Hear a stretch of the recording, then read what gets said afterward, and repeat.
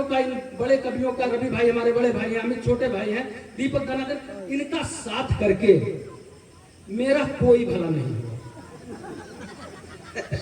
सारी रात कविता पढ़वाते हैं और चलते समय कोई 2000 देता, कोई 5000 देता। इससे बेहतर मैं कविता थाने पे करता था।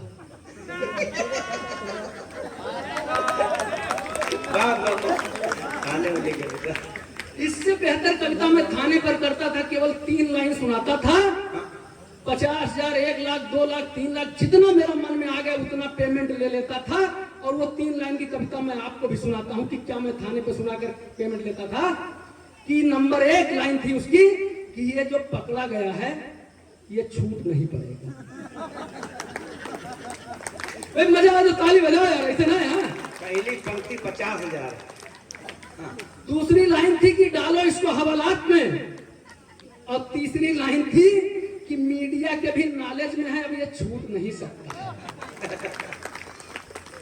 श्रीकृष्ण जी मिल गए, कहने लगे अवतार लेना चाहते हैं। हमने कहा प्रभु अवतार मत लीजिए, हम लोग ऐसे आपका जन्माष्टमी वगैरह मना करके हम खुश हैं, अवतार न लीजिए, अब संकट आएगा अवतार से। उन्होंने कहा क्या संकट आएगा अवतार से, हम तो संकट काटने के लिए अवतार लेते हैं। हमने कहा प्रभु इस समय अवतार लेने पर ही संकट हो जाएगा। तो हमने कहा कि अब क्या दिक्कत है अगर प्रभु आप अवतार लेंगे तो। हमने कहा कि आओगे कन्हैया दोबारा इस देश में तो तुमको तुम्हारा ही जुनून मार डालेगा, और कदम की ठंडी छांव भूल जाओगे कान्हा, गर्मी से तुम्हें मई जून मार डालेगा। और चाकू सा रखाए अब घूमती है गोपियां, तुमको तो इनका नाखून मार डालेगा। अभी तो एडवांस आप कर दिए, चौथी लाइन तो सुनाया नहीं हमने कि चाकू सा रखाए अब घूमती है गोपियां, तुमको तो इनका नाखून मार डालेगा। और गली गली मुरली बजाना न कान्हा, अब एंटी रोमियो वाला कानून मार डालेगा। इस समय जो सबसे बड़ा संकट है उसकी मैं बात करता हूं। उस संकट से कभी लोग भी जूझ रहे हैं, आप लोग भी जूझ रहे हैं।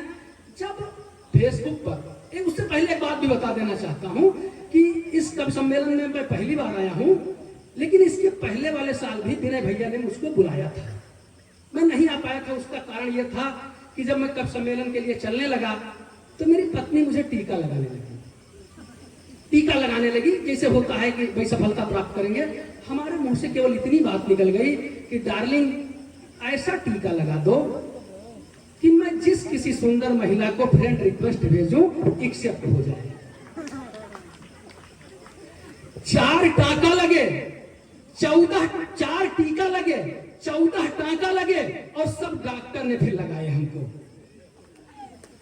तो जो संकट है इस समय कि जब हमारी चैटिंग किसी सुंदर महिला से होना शुरू होती है, और जब चैटिंग बढ़ते क्रांतिकारी दौर में पहुंच जाती है।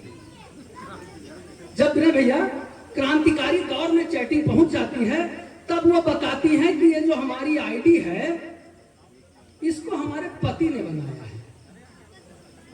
फिर बताती हैं कि इसका पासवर्ड भी हमारे पति ही जानते हैं। फिर बताती है कि कभी कभी हमारे पति जो है इसका जो है चलाते भी हमारी आईडी को। अब आदमी को काटो तो खून है। तो हमने कहा 10 तूरे इश्क किस तरह से निभाए हम, 10 तूरे इश्क किस तरह से निभाए हम, इश्क की गली को छोड़ कहां चले जाए हम।